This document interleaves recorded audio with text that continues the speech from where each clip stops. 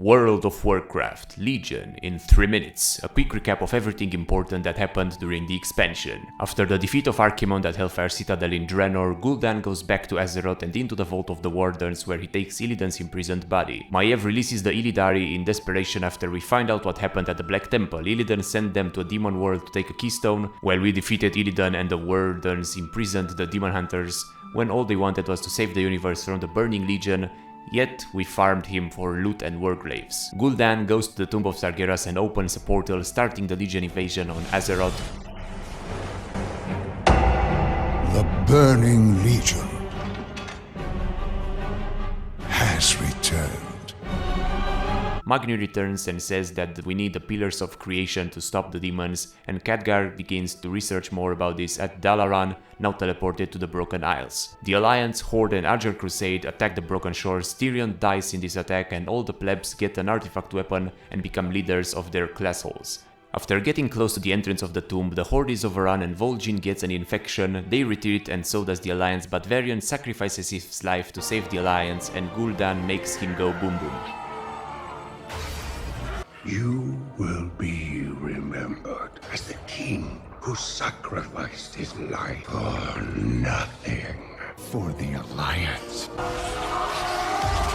Vol'jin also dies and Sylvanas becomes the new war chief and Anduin becomes the new leader of the Alliance. Ysera gets corrupted by Xavius and we have to take her down. Cenarius and Malfurion are captured and taken to the Emerald Nightmare, the first raid of the expansion, where we defeat Xavius. We also help Odin defeat Helia and save Illidan's spirit, and go play chess with Medivh in Karazhan. Sylvanas has a battle with Greymane while she tries to claim immortality. In Suramar, the old kingdom of the exiled Mana drug addicts Nightborn, Gul'dan took control of their hold along with their traitor leader Elisande. The players that are all champions of their class halls and have super duper weapons liberate the city and defeat Gul'dan while he tries to summon Sargeras' spirit into Illidan's body. But with the pillars back, we get his spirit back into his body and Illidan makes Gul'dan go boom boom like he did to Varian. He will be remembered as the warlock who lost his skull twice for nothing. After everyone on Azeroth and their grandmas push together the invasion back, the siege of the Tomb of Sargeras begins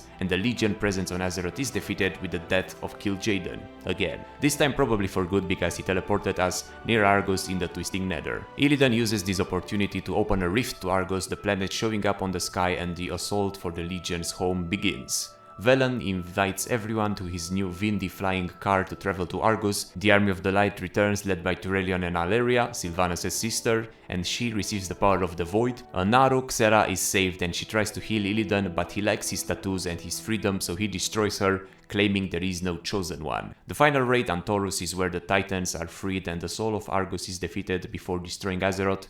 Meanwhile, Sargeras, the biggest, baddest demon, was hiding behind some big clouds on Azeroth, and before the Titans pull him back, he sticks his big fat sword into the world.